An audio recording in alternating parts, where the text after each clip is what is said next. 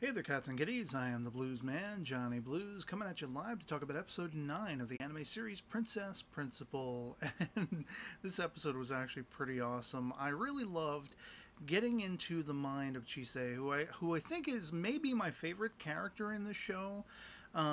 If you had asked me like before this episode, I probably would be leaning mostly toward Ange, but I think I'm realizing that Chise is actually my favorite character.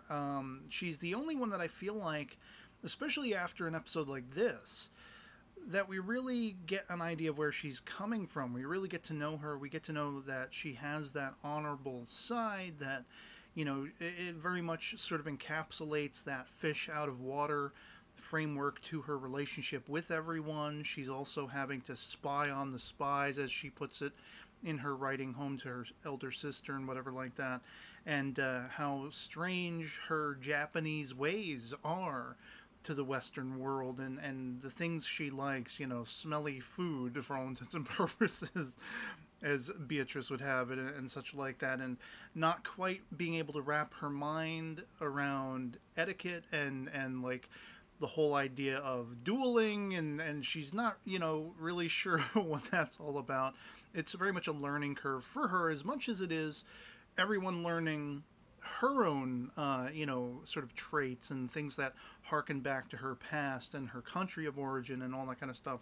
And so I really liked that a lot of that stuff was on display. And you see that she's a very honorable character, that even in spite of the fact that she is, for all intents and purposes, having to spy on the main group of characters, it's mostly that she's trying to gauge whether or not, they are trustworthy, whether they can sort of back that horse, if you will. Her people can back that horse, or as the guy says in the episode, and ride it all the way to the finish line, or do they have to go with, the empire rather than the Commonwealth and everything like that? Is there a just cause in the Commonwealth? Could they succeed in overpowering and taking down the empire, that kind of thing? And so I really like that she kind of just laid out the brass tacks in the end, that this is going to take a little time. She says it 2 or 3 times throughout the course of the episode, but it's going to take a little time to really gauge whether this project Changeling is actually something that is achievable.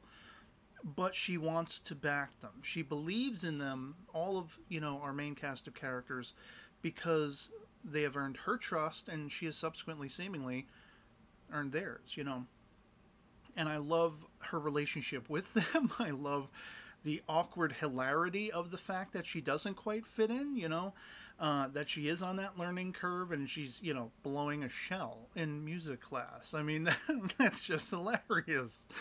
And all these things, and throwing, I don't even remember what it was, but some like vegetable or something, like a white turnip or something, in someone's face, and it's actually supposed to be a glove, and I thought it was you smack somebody across the face, but apparently you toss a glove at somebody's face. So even I'm learning something about the etiquette, the rules of dueling and whatever, and how elaborate it was back then. And this is stuff taken from real world history. This kind of stuff actually was happening.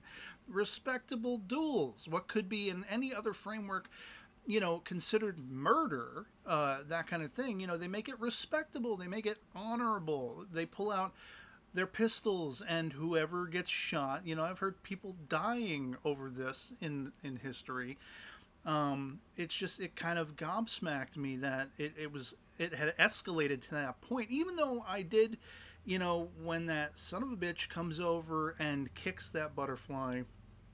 For those who don't know, who don't follow me on Facebook, my sister is a buggeophile. She's a bugophile. She loves insects and animals and nature. We both love animals and nature and everything like that, but she loves insects as well. She's always coming home with, crickets and millipedes and whatever like that. And so I'm always sort of tentative anytime she's like, hey, I got something else that I'm bringing home. And I'm like, oh boy, what's it going to be? It's not going to kill us, is it? It's not poisonous. And she's usually smarter than that, but sometimes not. And so this guy kicks the butterfly that Chise is observing, waiting for it to spring free and start the new, stage of its life. And when this guy killed it, it really irked me. it really peeved me. I was like, cut him down where he stands, you know. And but they call back on that dueling and the elaborate nature of that. You have Princess coming in and outlining all of those rules, you know, point by point for Chise. And I'm like, what is going on here? Is this actually Ange pretending to be Princess and there's something more going on? Like, I didn't actually know it pertained to a mission of sorts because they hadn't actually talked about a mission, really, up to that point. And so I was surprised that they actually carry out and conduct an actual proper duel. With Chise being given a bummed gun, you know, basically, whether they tampered with it or not, you know, oh, could you prove it? No, probably not. But I love that her natural skills, her martial arts skills and otherwise, hearkening back to her origins, allows her to use her little frilly, like, tie, her bow or whatever, to whip a bullet at this guy after almost getting shot herself when he fires back. You know, he knows that he doesn't have to go first because they've already messed her weapon up. So she launches this thing at him, and whether it, like, embedded itself or whether it was just a flesh wound, he's thoroughly bleeding. He's out for the count. And the big ignoramus a-hole that he was, I was like, yeah! You know. And it was interesting that as a witness, they had the Lily chick, the really smarmy, if you'll excuse the expression, bitch, you know, who comes into the bathroom and is very condescending to Chise and is like, to Princess, oh, you should choose your friends more wisely. And I was like, oh, snap.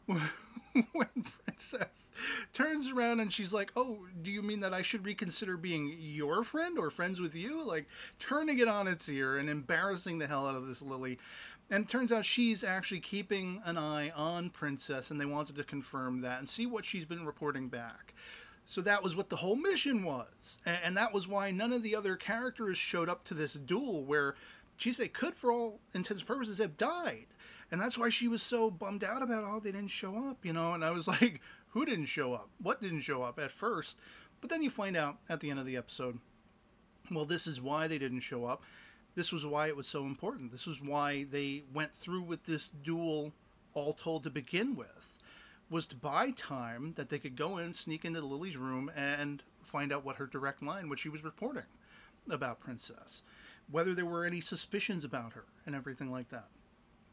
And so, by the end, I loved the episode. It made me, you know, that much more endeared to Chise. She has climbed up the rungs as my favorite character. Ange coming a close second. And beyond that, I don't know.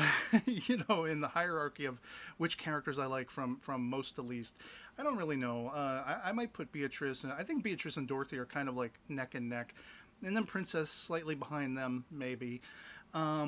But this was a fun episode. I loved, again, getting into the mind of Chise and seeing what her life is like, what her perspective on all of this stuff is, and the absolute hilarity,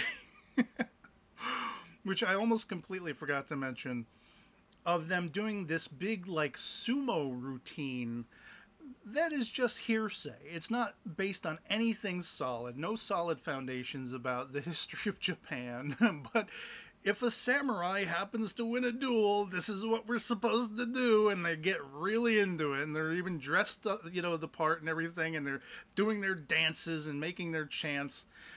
And when Chise starts laughing, I died laughing. I mean, I was already sort of, like, giggling anyway, but as soon as she starts laughing, because I was like, is it really a ritual that they do? And then when she starts laughing, I'm like, no, it's not one that they do. You know, I thought it was hilarious. And so I enjoyed this episode. I love this series. I can't wait to see where we go from here. Love to hear from you guys in the comments below what you thought of it, if you've seen it as well. Anything goes, as long as we have a great conversation. Our POVs can certainly disagree, that kind of thing. And so, yeah.